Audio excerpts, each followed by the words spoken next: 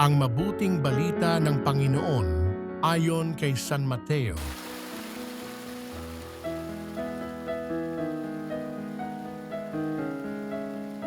Noong panahong iyon, sinabi ni Jesus sa kanyang mga alagad, "Huwag ninyong akalaing naparito ako upang pawalang bisa ang kautusan at ang aral ng mga propeta.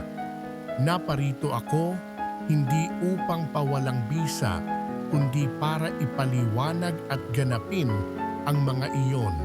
Tandaan ninyo ito, magwawakas ang langit at ang lupa, ngunit ang kaliit-liitang bahagi ng kautusan ay di mawawalan ng bisa hanggat hindi nagaganap ang lahat.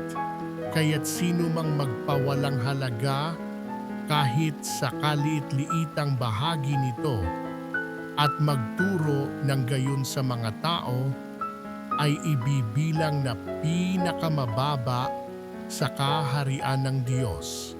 Ngunit ang gumaganap ng kautusan at nagtuturo na tuparin iyon ay ibibilang na dakila sa kaharian ng Diyos." Ang mabuting balita ng Panginoon